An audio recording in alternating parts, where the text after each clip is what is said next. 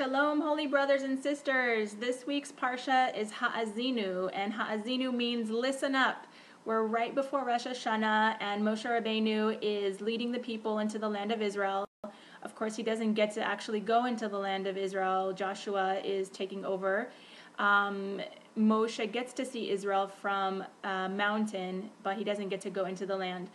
So before Moses passes away, he commands the people to listen up to this song. And in the song, it contains the whole divine plan from beginning to end, including the purpose and tikkun, which is rectification of creation. And I'm reading from a book called Women at the Crossroads, which is a woman's perspective on the weekly Torah portion. And it's by Rebbetzin Chana Bracha Siegelbaum, and I got to study in her midrasha in Israel a couple years ago. So she writes in there that the word shir, which means song, is correlated or connected to the word shalsheret, which means a necklace, but specifically it's like a chained link. So it connects the past to the present, the future. And I would like to add that shir also sounds similar to the word shi'ur, which is a lesson. So in this song is contained many lessons, including the mitzvah that's derived of writing the whole Torah scroll. It comes from this positive precept from this verse, and it says, "And you shall write for yourselves this whole song." And the Talmud takes that to mean that it's a mitzvah to copy the Torah. So if you have a chance to give tzedakah for a Torah to be written or to write in a letter, it's a very big mitzvah. And right before Rosh Hashanah, it's very important to give charity, because charity saves us from harsh decrees, specifically death. I want to also share very quickly another commentary on Ha'azinu, and this one is from Zelig Pliskin's book Growth Through Torah, and he quotes Dvorim chapter 32 verse 4. It says, "Hatzur tamim palu ki kol darkav mishpat," and it says, "The rock, his acts are perfect," the rock referring to the Creator, "all his ways are just." So the lesson that we learn from here is that God always does what's in your best interest, and although we don't always see it as such, things could always be worse. So we should always rejoice that things are the way they are. Of course, they can be better, and we should always be trying to improve, but we should never be in despair because things are not as good as they could be, but we should be thankful that they're not as bad as they could be also. So now we're entering the time before the high holidays. Rosh Hashanah is the creation of the world and humanity, and then 10 days later we have Yom Kippur, which is the Day of Atonement. Atonement meaning at one-ment. So we are especially connected with the Creator through our extra soul, our Yechidah. And it's very interesting that Yom Kippur comes after Rosh Hashanah. So wouldn't it make more sense to ask forgiveness of everybody for all of our wrongdoings first, and then start the new year off on a clean slate? Well, there's actually a purpose in all of this, and it's to teach us about tikkun, about rectification of our wrongdoings. And basically, the reason why Adam and Eve, quote-unquote, sinned, in Hebrew there's no word for sin. The word chet means to miss a mark. So just like if you shoot a bow and arrow and the arrow doesn't go straight in the bullseye of the target, it goes astray, that's a chet. So whenever we go astray, or in the English, the translation is sin. However, as I mentioned, it's not so accurate. We have an opportunity to correct it. And if, for example, I embarrassed somebody, and in Judaism, embarrassing somebody is likened to killing them, because you make their face go pale. They lose, the blood in their face, their circulation. They're horrified in that moment. So in that moment, you killed the person. So if I go and say I'm sorry to the person, and I mean it, and as a genuine apology, and whether at the time it was intentional or unintentional, if I apologize and that person wholeheartedly accepts my apology, it is as if that wrongdoing never existed. So we have an opportunity in this tikkun, in this rectification, of actually changing the past, which is quite a revolutionary concept.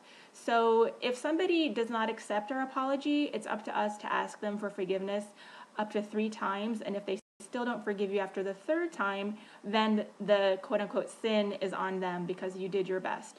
So this is a very unique period. Not only is it a new year and a time that we bless each other, all kinds of blessings for health and well-being and prosperity and all those wonderful things, but it's a time when the slate is cleaned. We're starting fresh, and we have an opportunity to basically clean our souls of any wrongdoings.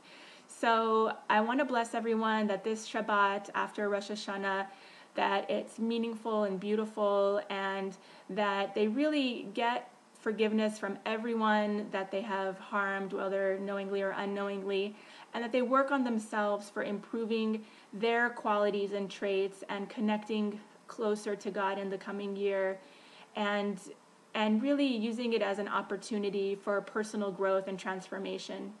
So don't forget this Shabbat especially to give tzedakah before you light the Shabbat candles. So thanks so much for watching, and please subscribe if you haven't already, and feel free to share this video on all of your social media networks. God bless you. Thanks again. Bye-bye. Shana Tova u'Metzuka.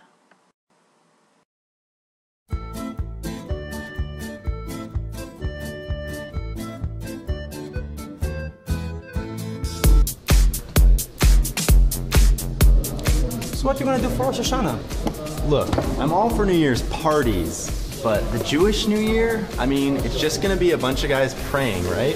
What's the fun in that? It's the holiest time of the year. A time for introspection, appreciation, and you know what? Let me explain it to you a little bit differently.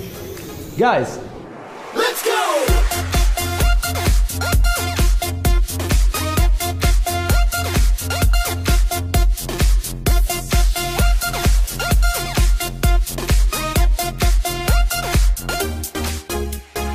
Synagogue, rabbis talk, going on for a while, can you check the clock?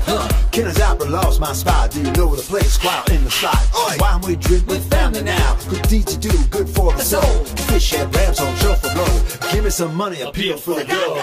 Yo, I'm returning to the fold, can you explain more? Got this desire to know, Thomas Roll, say hello. Our prayer rock, yeah, we're the Jews and we Christian. Got the pride, just can't stop, our lives are changing. Rosh Hashanah's in the house tonight. All the world is passing through the night. Let's all get written in the book of life. Shabbat Tov, holiday time. Take your stock, is what we do tonight. Shabbat Tov, it's high holiday time. Let's all get written in the book of life. Blow the shofar and shuckle.